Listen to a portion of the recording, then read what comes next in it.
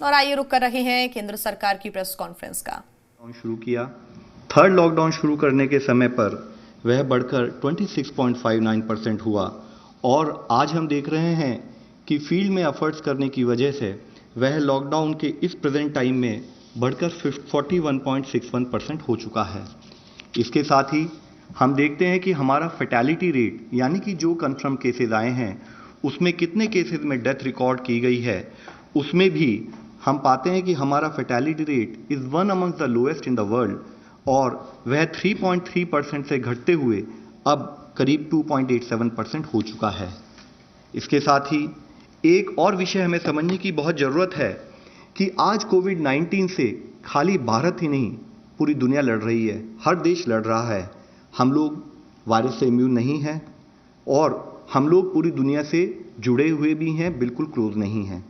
उस सिचुएशन में जिस समय की सोशल मोबिलिटी और सारे प्रोसेसेस एक वर्ल्ड का एक पार्ट थे, उसमें अगर हम कंपैरिजन करें तो पाते हैं कि अगर वर्ल्ड में 69.9 केसेस पर लाख पॉपुलेशन रिपोर्ट हुए हैं तो इंडिया में वह करीब 10.7 केसेस पर लाख पॉपुलेशन रिपोर्ट हुए हैं। हम इसको और अपने से संबंधित देशों से अगर कंपेयर करें तो यहाँ मैं आप लोगों की दृष्टि में लाना चाहूँगा कि यह कंपैरिजन केवल एब्सोल्यूट नंबर्स पर है, जबकि हम सबको पता है कि whether it in terms of availability of resources और whether also in terms of density of population in this country, जिसमें कि सोशल डिस्टेंसिंग को फॉलो करना उतना ही मुश्किल होता है, उसके बावजूद भी अगर हम इंडिया की रिलेटिव परफॉर्मेंस देखें तो पाते हैं कि जैसे कि स्पेन में 504 केसेस पर लाख पॉपुलेशन रिपोर्ट हो रहे हैं, बेल्जियम में करीब 499 केसेस पर लाख पॉपुलेशन रिपोर्ट हो रहे हैं, अमेरिका में उसी तरह से 486 केसेस पर लाख पॉपुलेशन रिपोर्ट हो रहे हैं और lower end of the spectrum में भी अगर हम जाएं और पाते हैं तो देखते हैं कि मैक्सिको जैसे देश में भी 52.2 केसेस पर लाख रिपोर्ट हो रहे हैं। उस समय पर इंडिया में लॉकडाउन और साथ में कंटेनमेंट्स पर जो हमारे एफर्ट्स रहे हैं उसके कारणवश हम ये पाते हैं कि करीब 10.7 लाख केसेस पर लाख हमारे यहाँ रिपोर्ट हुए हैं। उसके साथ ही अगर हम एक और एनालिसिस डेथ पर भी करें तो जैसे कि हम कई बार इस बारे में बात कर चुके हैं कि कोई भी डेथ रिपोर्ट होना देश के लिए एक बहुत दुख का विषय है, बट अगर हम देखें तो पाते हैं कि जैसे वर्ल्ड में ओवरऑल 6.4% फैटेलिटी रेट ऑब्जर्व किया गया है तो India has one of the lowest fatality rate among the countries जहां पर की हायर केसेस रिपोर्ट हुए हैं, which is as low as 2.87%। हम इसको अगर दूसरे देशों से कंपैरिजन में देखें तो पाते हैं कि जैसे कुछ देशों में 19.9%, 16.3% या 14.3% इस हाई रेट पर अगर केस फैटेलिटी ऑब्जर्व की गई है तो उसके मुकाबले इंडिया में एज लो एज 2.87% फैटेलिटी हमने नोट की है। इसी एनालिसिस को अगर हम देखें कि अगर हम पॉपुलेशन के बेसिस पर उसको नॉर्मलाइज करें तो पाते हैं कि जो हमारे यहाँ पर अगर वर्ल्ड में 4.5 केसेस डेथ जो है पर लाख पॉपुलेशन रिपोर्ट हुई हैं आज तक, तो इंडिया में वह करीब 0.3 डेथ पर लाख पॉपुलेशन रिपोर्ट हुई है, जबकि उसके कंपैरिजन में और देशों से अगर हम कंपेयर करें तो पाते हैं कि एज हाई एज 81 डेथ्स पर लाख पॉपुलेशन भी कुछ देशों में रिपोर्ट हुई हैं। यहाँ यह पॉइंट मैं आप लोगों की दृष्टि में इसलिए लाना चाहूँगा कि अगर हमारे यहाँ लो डेथ पर लाख पॉपुलेशन रिपोर्ट हुई है, लो केस फैटेलिटी है, तो उसका मुख्य कारण लॉकडाउन में ली गई हमारे जो प्रोसेसेस थे इन terms of preparation of health infrastructure, in terms of ensuring कि हमारे लॉकडाउन के समय में सोशल डिस्टेंसिंग को प्रमोट किया जाए, साथ ही containment measure, stringent containment measures के थ्रू हम चेन ऑफ ट्रांसमिशन को तोड़ें और इन कारणों से ही हम अपने देश में यह फैटेलिटी रेट या डेथ पर लाख पॉपुलेशन को रिलेटिवली दुनिया के मुकाबले काफ़ी कम पाते हैं।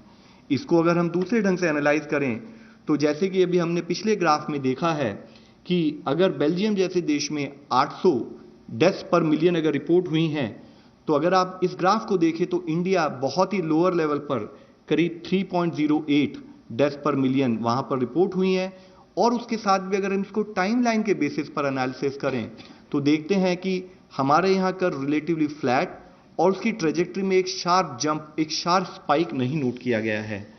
आज जब हम लोग इस सिचुएशन में है कि हम लॉकडाउन 4 की बात करते हैं तो हमारे लिए क्या फोकस एरियाज है, इस पर चर्चा करना बहुत ज़रूरी है। हमारे लिए ज़रूरी है कि हम लोग प्रिवेंशन पर और अर्ली केस डिटेक्शन पर फोकस करें, और उसके लिए सबसे ज़्यादा ज़रूरी है, जैसे कि माननीय प्रधानमंत्री जी ने इससे पहले भी कहा है, कि इंडिया की सक्सेस, भारत में जो भी हमें आज तक सक्सेस मिली है वह लोगों के द्वारा, लोगों के सपोर्ट से की गई लड़ाई के कारण मिली है। और उसके साथ ही हमें बिहेवियरल चेंज प्रिवेंशन के लिए लाने की और इसी एफर्ट को कंटिन्यू करने की आज बहुत ज़रूरत है।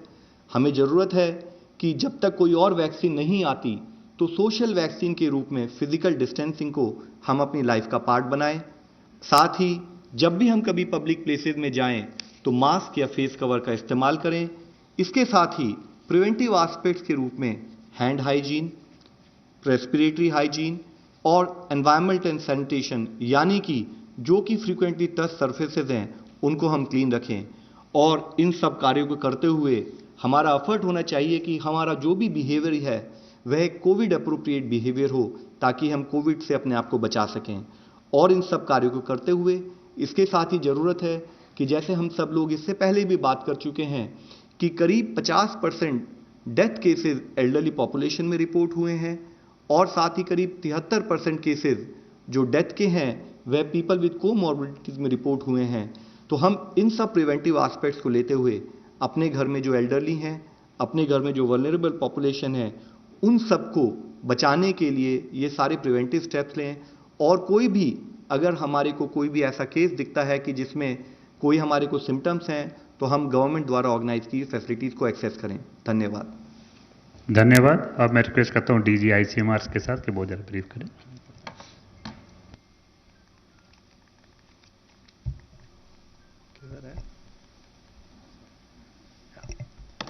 Thank you. Thank you. As my colleague Love has clearly said, that in India we have a very high recovery rate, a very low fatality rate, and number of cases per lakh is also very low compared to rest of the world. And we've also ramped up testing. So these are the four actual pillars as far as tackling this disease is concerned. So in terms of ramping up testing, if you look at this slide, India has significantly ramped up its testing in the last 3 months. In January, we just had one lab, that is the Indian Council of Medical Research National Institute of Virology at Pune, which was testing or capable of testing for this virus. Subsequently, we gradually ramped up, and also we had a very intelligent and a calibrated testing strategy which was responsible for testing the right people, not over testing, not under testing, and just getting the right calibrated results. So 28th February we had 14 public labs. 31st of March we had 125 public labs and 52 private labs. And today as we speak we have about 612 labs, out of which 480 are public labs and 182 are private labs.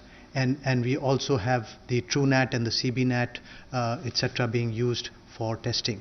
We have also increased. Initially in the month of February we were just screening and testing travelers who returned. Now we are testing travelers, healthcare workers and frontline workers who are symptomatic, SARI patients who are symptomatic, ILI patients symptomatic. We have also adding clusters, women in labor, symptomatic ILI among returnees, and hospitalized ILI patients, and also contacts. So now we have ramped up testing immensely in the last 3 months, and we are testing about 1.1 lakh samples in a day. As I mentioned, we have about 612 total labs, out of which 430 are public labs and 182 private labs.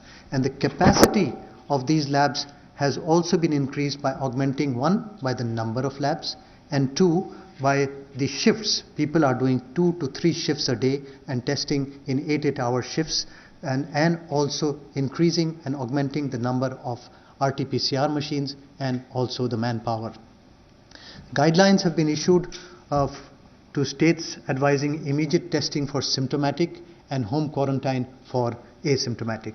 And most states who have been working with the National Tuberculosis Elimination Program have now deployed the TrueNat machines also for COVID testing. And more importantly, and I think the indigenous manufacturers have been come forward, and they have delivered, and they have been handheld in terms of RT-PCR kits, VTMs, in swabs and RNA extraction kits, and they have been facilitated, and therefore these indigenous testing reagents are also now available in the country, and therefore we have been able to further enhance our testing. Thank you so much. Thank you very much, sir. Friends, we can take some questions now. 55. Sir, मेरा सवाल अग्रवाल जी से है।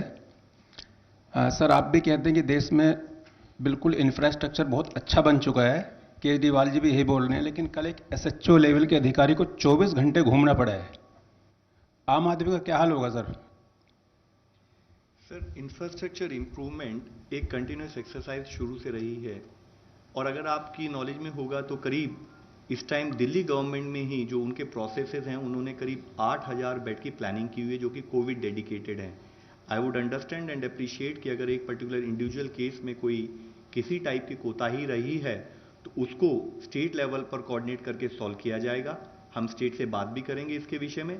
लेकिन अगर आप देखें कि इन terms of infrastructure creation, इससे पहले भी कई बार हमने बताया है कि इस पूरे प्रोसेस में हमने इंफ्रास्ट्रक्चर को ग्रेडेड वे में अपग्रेड करते रहे हैं।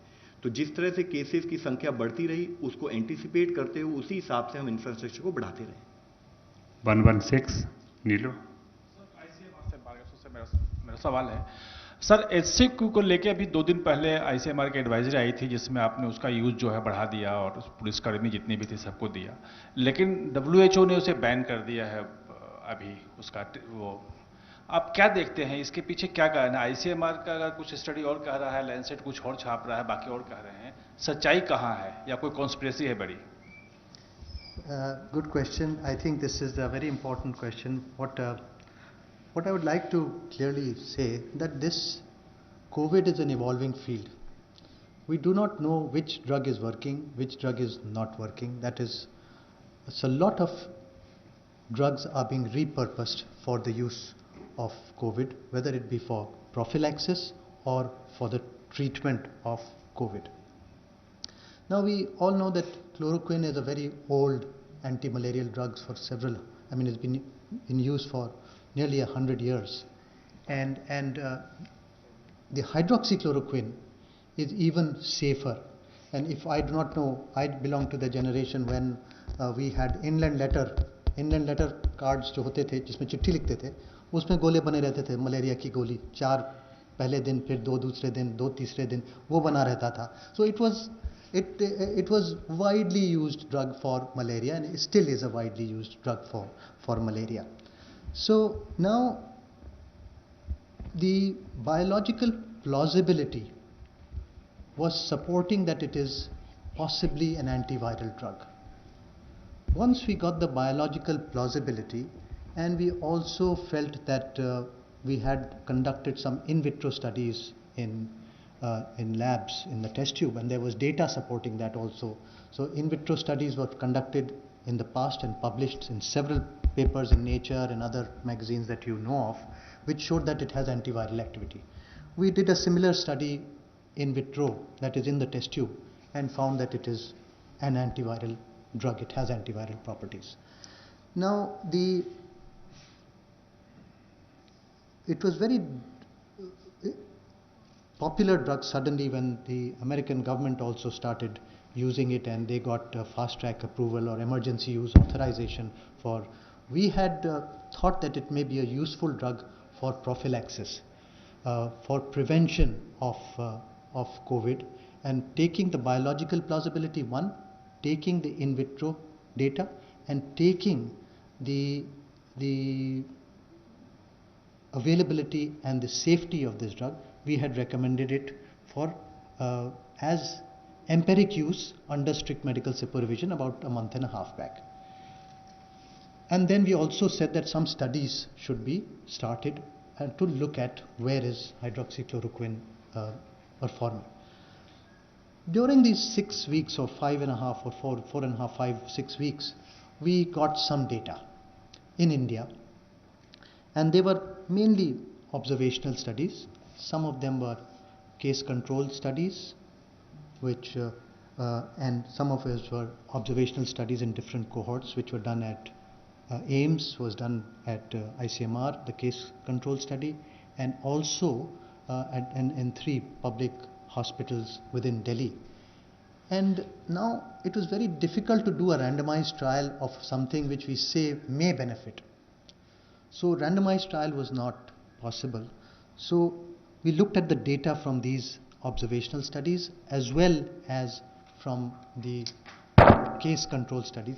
And what we found that it may be working.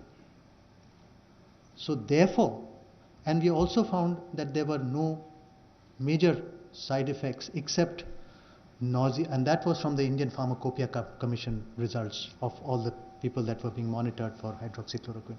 And therefore we found that much of them were complaining of nausea or vomiting and some palpitations occasionally. So जो advisory अब 18 मई वाली परसों वाली हमारी कह रहे हैं, उसमें हम लोगों ने क्लियरली ये लिखा है फॉर प्रोफिलैक्सिस, एक तो it should be continued because there is no harm, benefit may be there.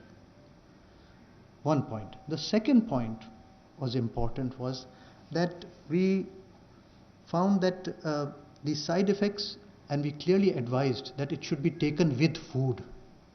So nausea, vomiting जो हो रहा है वो खाली पेट खाते हैं तो दिक्कत होती है. So it has to be taken with food. That is one very important thing.